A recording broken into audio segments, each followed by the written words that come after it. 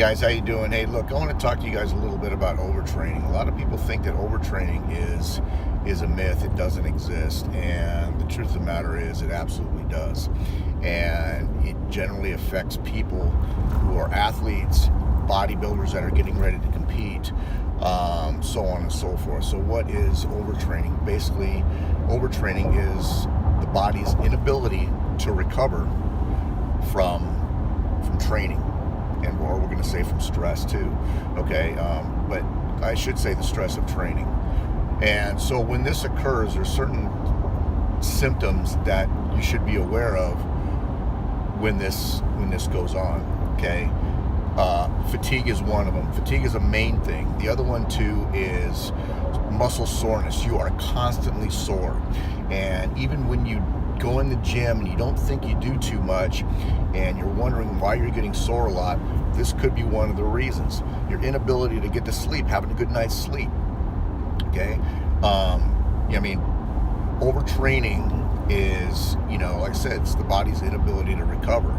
So what is the best method of recovery? And I'm not even going to say supplements right now.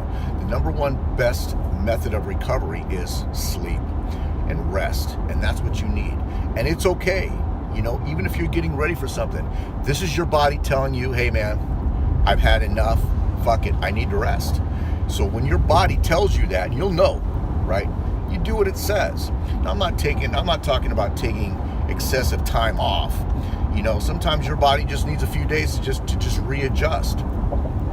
If you're sore all the time, if you're fatigued all the time, if you have no drive, if you don't feel like doing something, if you don't feel like going in and training, these are all signs. Dehydration, that's a big thing as well. It's all contributing factors to overtraining. Okay?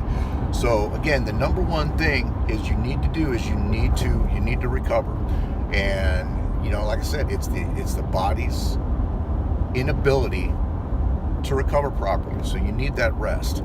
Now, I'm going to go on to the older bodybuilders or the older athletes, right, that may take medication, okay? Now, I'm going to tell you right now, I'm 56 years old and I have experiences, and I thought that I was going through overtraining myself, okay? And look, I'm not a doctor. I'm not going to tell you, what to do or anything like that, but if you're on a statin, okay, statins have almost the same identical symptoms as overtraining. So when you go in the gym, and I'm talking about the older bodybuilder, I'm talking about the older athletes, because as we get older, it's going to be inevitable. They're going to put you on something at some point, okay? Whether it's going to be for preventative measures or not, okay? My doctor put me on a statin. Fuck, I have no idea why, because my blood panels came back perfect. But regardless, there was a point to where I really thought that I was, to where I was going, shit, I'm overtrained. I need to take some time off. And I did. I wound up taking 3 or 4 days off. And even after taking 3 or 4 days off of not doing anything, I didn't even do cardio, right? I was achy all the time and I was sore all the time. And then I thought back from years ago, and that I had one of my clients, he was an older gentleman, and we couldn't figure out why he was sore all the time.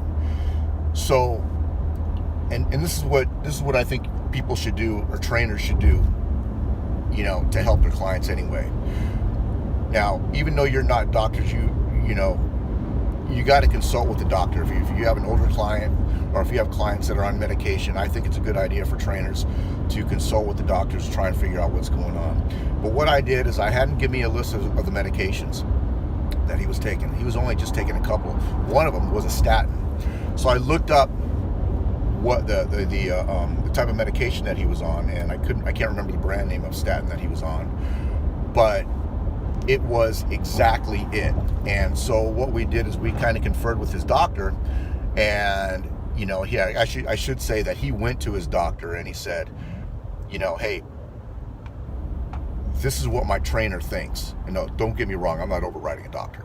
Okay, I study a lot, I research a lot, and this is what I do, and this is why I try to bring so much knowledge to other people, so on, you know, to just to make them aware. And so what was going on is this statin, right, was bringing the exact same effects as overtraining. And I had the same thing. I was sore all the time, and I thought I was overtraining. So finally, I called my doctor, and I didn't want to go ahead and just come off of it without his permission. I said, look, doc, I said, you know, I'm on a statin. My blood panels came back perfect, and so I'd like to come off of it. So basically what happened is he said, well, let's go ahead and cut it down. Let's go ahead and cut it in half. So I cut it in half, didn't go away. And so long story short, I came off of it. 3 days later, I was right back to normal again. Now, the one thing about training when you're on a statin, and again, I'm gonna just say this again. I'm talking to older athletes, and I'm talking to older bodybuilders, and I'm gonna say, you know, 40, 50 on up. Okay, when you keep on training like that on a statin, and you're training hard, it could lead to rhabdomyolysis. And I'm sure you've heard of rhabdo. Okay, if you haven't heard of rhabdo, this is exactly what it is. Rhabdo is when your muscle tissue breaks down so much in the body that it gets absorbed in the bloodstream and passes through the kidneys and liver. Okay, when it does that, right, it's highly toxic. And so people wind up in the hospital for rhabdo. And you might have heard, you know, people from CrossFit, man, they do this.